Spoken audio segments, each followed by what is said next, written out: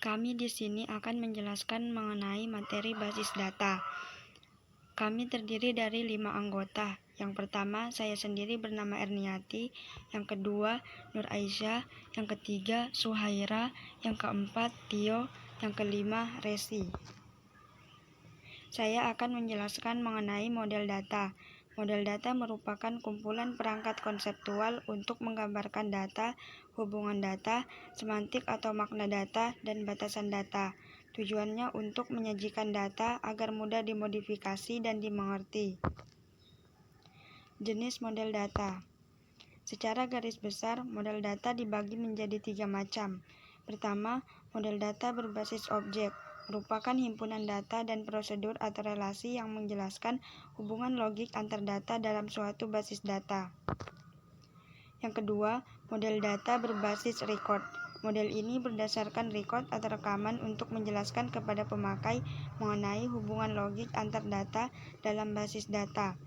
Yang ketiga, model data fisik. Model ini digunakan untuk menguraikan data di tingkat internal atau menjelaskan kepada pemakai bagaimana data-data dalam basis data disimpan dalam media penyimpanan secara fisik. Entity Relationship Model digunakan untuk menjelaskan hubungan antar data dalam basis data kepada pengguna secara logik. Perlunya model Entity Relationship. Yang pertama, dapat menggambarkan hubungan antar entiti dengan jelas. Yang kedua, dapat menggambarkan batasan jumlah entiti dan partisipasi antar entiti. Yang ketiga, mudah dimengerti oleh pemakai. Yang keempat, mudah disajikan oleh perancang database. Adapun komponen Entity Relationship Model. Yang pertama, entitas. Yang kedua, relasi antar entitas. Yang ketiga, atribut. Kami di sini mengambil tema tentang perhotelan. Himpunan entitas pengunjung terdiri dari ID pengunjung, nama, dan alamat. Atribut. Adapun atribut dari pengunjung, yang pertama, ID pengunjung, nama, dan alamat. Relasi adalah hubungan yang terjadi antara satu atau lebih entitas atau hubungan di antara sejumlah entitas yang berasal dari himpunan entitas yang berbeda. Himpunan relasi adalah kumpulan relationship yang sejenis atau kumpulan semua relasi di antara entitas-entitas yang terdapat pada himpunan entitas. Himpunan relasi, pengunjung menyewa kamar. Himpunan entitas kamar, nomor kamar, tipe, dan harga.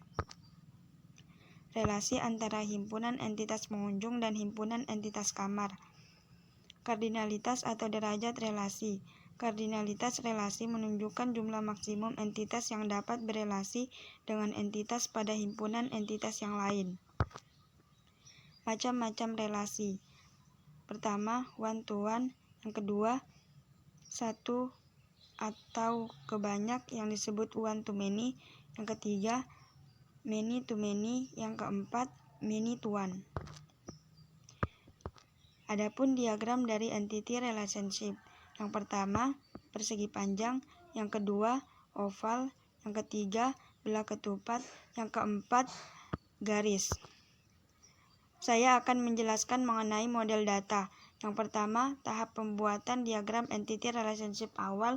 Dan yang kedua, tahap optimasi diagram entity relationship.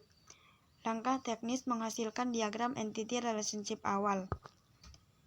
Mengidentifikasi dan menetapkan seluruh himpunan entitas yang akan terlibat, misalnya pegawai, kamar, dan pengunjung. Yang kedua, menentukan atribut-atribut key dari masing-masing himpunan entitas. Pegawai memiliki ID pegawai, kamar memiliki nomor kamar, pengunjung memiliki ID pengunjung.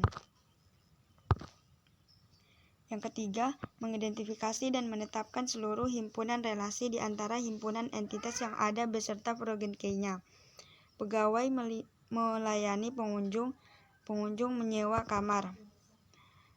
Menentukan derajat kardinalitas relasi untuk setiap himpunan relasi.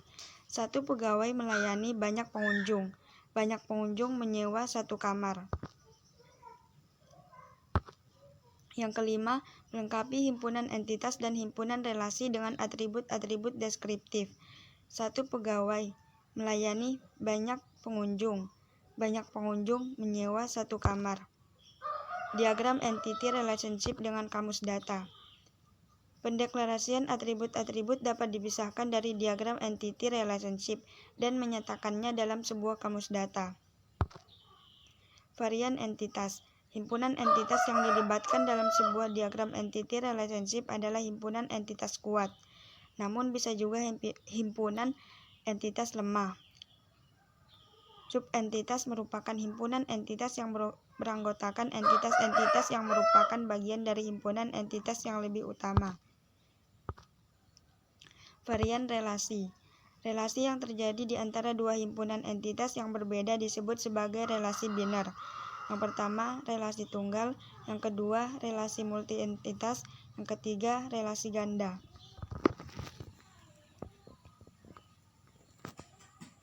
Tahapan membuat diagram OR. Spesialisasi dan generalisasi. Proses spesialisasi maksudnya adalah sebuah himpunan entitas lalu kemudian dilakukan pengelompokan yang melahirkan himpunan entitas baru. Proses top down. Proses generalisasi maksudnya adalah pengelompokan kelompok entitas yang disatukan dalam sebuah himpunan dengan atribut yang sama akibat proses pengelompokan yang tidak dipertegas dengan adanya perbedaan atribut. Sehingga pendekatan ini bersifat bottom up, mula-mula terpisah tetapi kemudian menjadi satu. Agregasi. Sebuah relasi terbentuknya tidak hanya dari entitas tapi juga mengandung unsur dari relasi lain. Hal ini dapat diakomodasi dengan agregasi. Contoh kasus.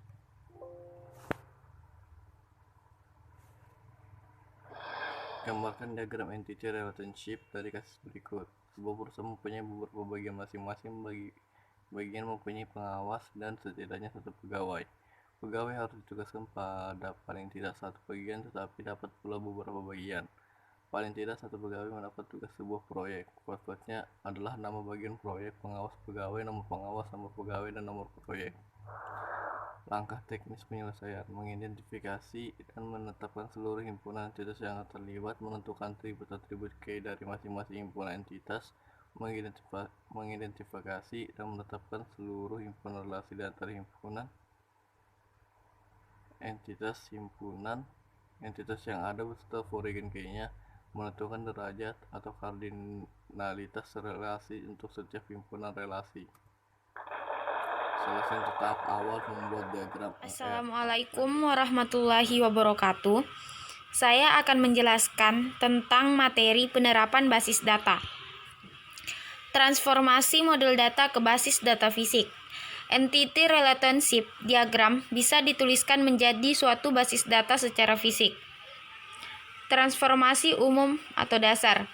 Aturan umum dalam pemetaan model data atau level konseptual dalam abstraksi data yang digambarkan dengan diagram ER menjadi basis data fisik. Level fisik dalam abstraksi data adalah yang pertama, setiap himpunan entitas akan diimplementasikan sebagai sebuah tabel atau file data. Yang kedua, relasi dengan derajat relasi 1 ke 1 yang menghubungkan dua buah himpunan entitas akan direpresentasikan dalam bentuk penambahan atau penyertaan atribut-atribut relasi ke tabel yang mewakili salah satu dari kedua himpunan entitas. Yang ketiga, relasi dengan derajat relasi 1 ke banyak yang menghubungkan dua buah himpunan entitas. Yang keempat, relasi dengan derajat relasi banyak ke banyak yang menghubungkan dua buah himpunan entitas. Penerapan entitas lemak atau subentitas.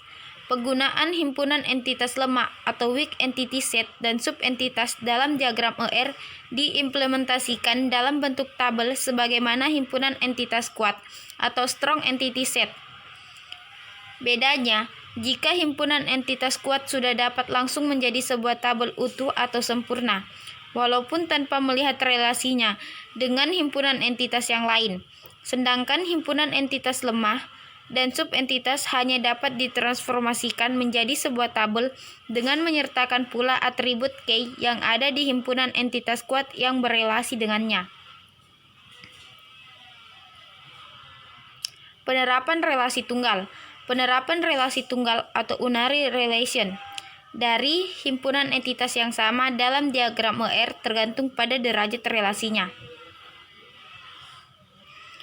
Penerapan relasi multi-entitas atau N-array relation. Secara umum, relasi multi-entitas yang menghubungkan lebih dari dua himpunan entitas. Namun, jika pada relasi yang menghubungkan N, buah himpunan entitas kita dapat memastikan bahwa derajat relasi parsial di antara N ke satu buah himpunan entitas dengan suatu himpunan entitas. Misalnya, X adalah 1 ke banyak, maka relasi tadi tidak perlu diwujudkan sebagai sebuah tabel khusus dan atribut-atributnya cukup dilekatkan pada himpunan entitas X tersebut. Penerapan relasi ganda atau redundant relation. Implementasinya ditinjau pada masing-masing relasi tanpa terikat satu sama lain berdasarkan derajat relasi di masing-masing relasi tersebut. Sekian dari saya. Wassalamualaikum warahmatullahi wabarakatuh. Assalamualaikum warahmatullahi wabarakatuh.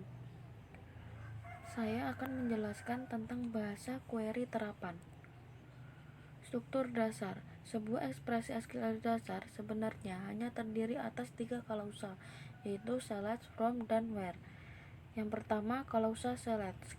Klausa ini berasosiasi dengan operasi proyeksi dalam bahasa query formal. Sebagai contoh, jika ingin menampilkan ID pelanggan dan nama pelanggan yang ada di tabel hotel, maka dapat menggunakan perintah SQL berikut. Akan menampilkan semua data nama pelanggan yang ada kedua ekspresi tersebut dapat dikatakan ekuivalen. Selanjutnya, yang kedua, klausa where. Klausa ini berguna untuk menetapkan predikat atau kriteria yang harus dipenuhi di dalam memperoleh hasil query yang berasosiasi dengan operasi seleksi. Dalam bahasa query formal, klausa ini boleh tidak digunakan, yang artinya query dilakukan untuk semua record di dalam tabel yang disebutkan pada klausa from. Berikut contoh untuk menampilkan semua atribut untuk hotel dengan ID pelanggan, yaitu select, from pelanggan, where, ID pelanggan. Selanjutnya, yang ketiga, klausa from. Klausa ini digunakan untuk menetapkan tabel yang dijadikan sebagai sumber lokasi pencarian data, sehingga dapat digunakan ekspresi SQL berikut.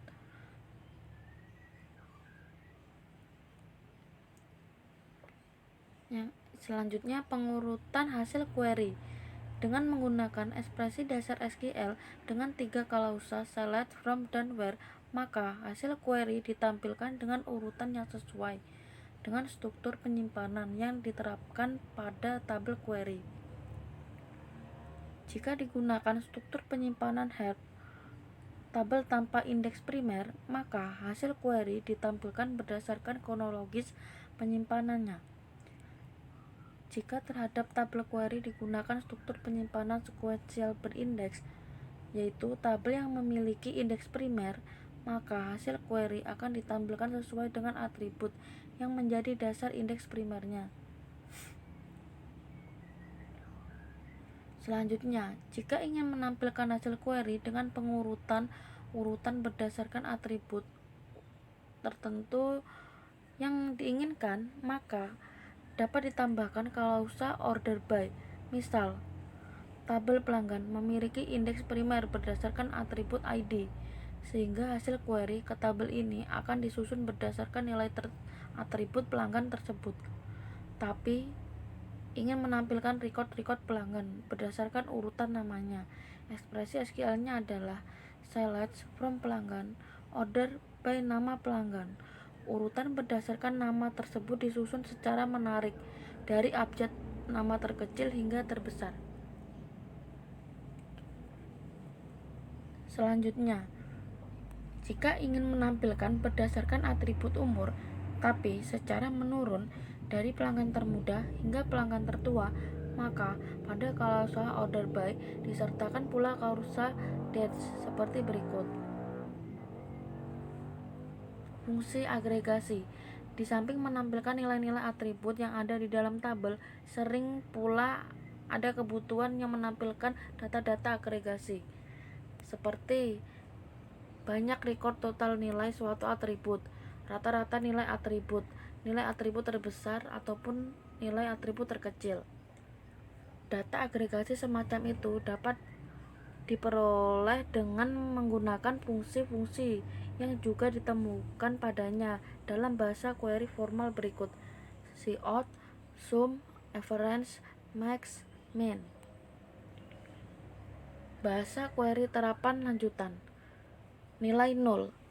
Atribut-atribut di dalam sebuah tabel belum tentu telah memiliki data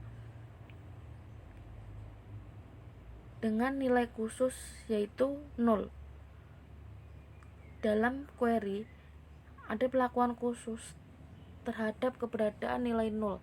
Misal, pada tabel nilai, tidak semua data indeks nilai sudah terisi data, maka dapat ditampilkan kode kuliah dari tabel tersebut yang indeks nilainya masih kosong dengan perintah SQL berikut. Manipulasi data. SQL juga dilengkapi dengan sejumlah perintah untuk melakukan manipulasi data, seperti penambahan record baru, pengubahan nilai atribut, dan penghapusan record di dalam suatu tabel, sejalan dengan yang ada pada tabel query formal. Yang pertama, penambahan record. Contoh perintah SQL untuk melakukan penambahan record baru ke tabel pelanggan. Insert into pelanggan, alamat, velos. Yang kedua, pengubahan record. Sintak SQL untuk pengubahan nilai atribut yang pada suatu record dari sebuah tabel adalah update set assignment, di mana T adalah nama tabel yang akan mengalami perubahan record. Assignment adalah ekspresi pemberian nilai baru untuk suatu atribut yang akan diubah. P merupakan predikat atau kriteria untuk pemilihan record. Selanjutnya, perintah update juga dapat digunakan untuk melakukan perubahan untuk mengacu pada nilai atribut yang sama sebelum perubahan. Misalnya, dengan penambahan gelar di depan nama pelanggan. Penghapusan record. Sintak SQL untuk penghapusan record dari sebuah tabel adalah delete from.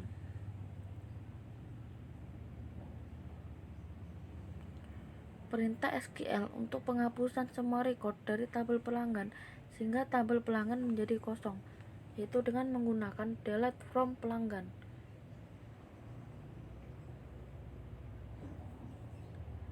Selanjutnya, data definition language berkaitan dengan perintah-perintah untuk pendefinisian objek-objek basis data. Sintak SQL untuk melakukan pembuatan tabel baru di dalam basis data, yaitu dengan menggunakan create table. Contoh perintah SQL untuk pembuatan tabel pelanggan. Create table pelanggan.